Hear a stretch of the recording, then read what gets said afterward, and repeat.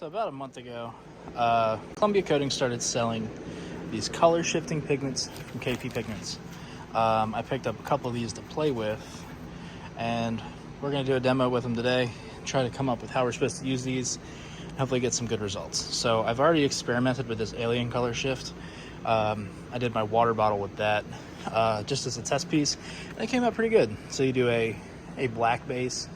I used Columbia Coatings Super Mirror Black, and they're clear with this mixed in. They say do 5 grams per pound. I have this ZGL Hyper Shift, which I think was like a blue to a purple, and then this other one that's kind of red, that was a red color shift that I forget the name of, but we're gonna try that one today, so I'll get the name once we open this package up.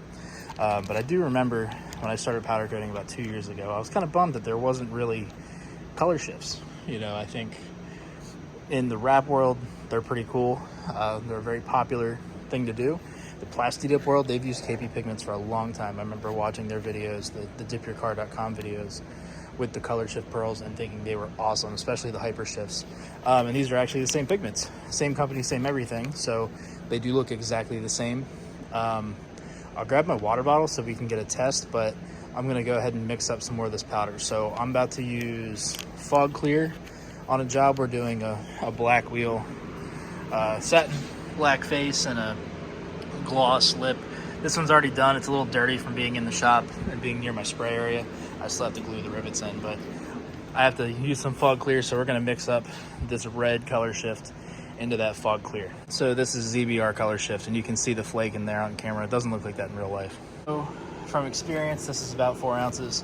Unfortunately, I'm not a drug dealer, so I don't have a scale fine enough here to give me 1 1/4 grams.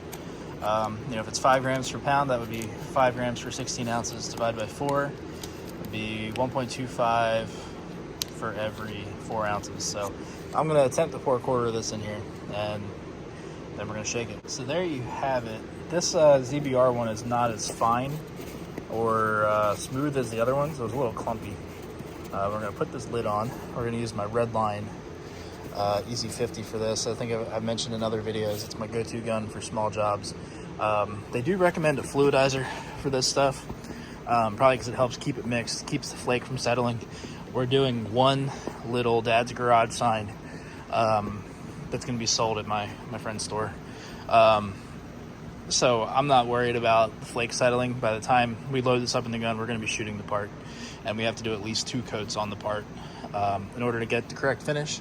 I think I'm going to go for 3.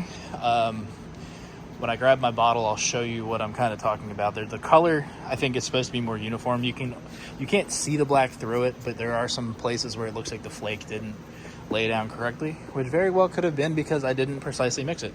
But yeah, we're going to give it hell. Let's open this thing up, see what it looks like. It's definitely not the normal white I'm like used to for clear, so I might have overmixed it, but let's see what happens.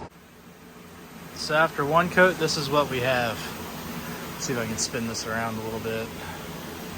It just looks kind of black. There's a very faint red flake. So let's go ahead and bang out a couple more coats on this. So yeah, here's the alien color shift over Super Mirror Black.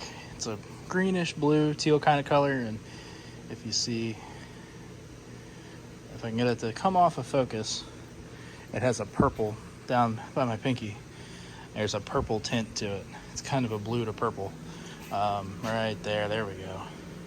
It's pretty cool, but you can see it looks like a black with a heavy flake. I think it's supposed to be more uniform. It doesn't look bad, but I think it is supposed to be a little more uniform than that, which is why we're gonna do 3 coats on this little sign. So after 2 coats, the red is much more pronounced.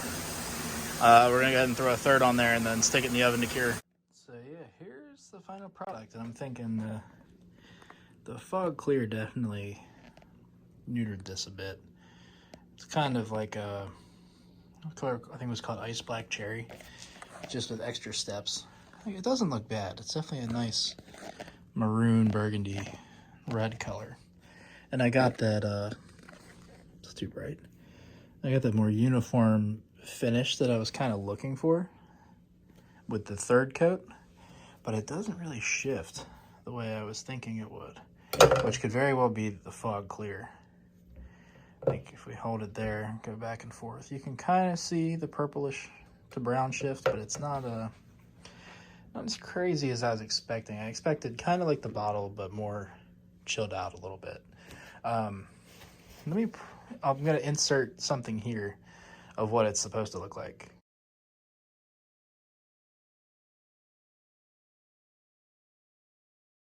So yeah, based on that color shift speed shape from dipyourcar.com, this is supposed to be a red to black color shift.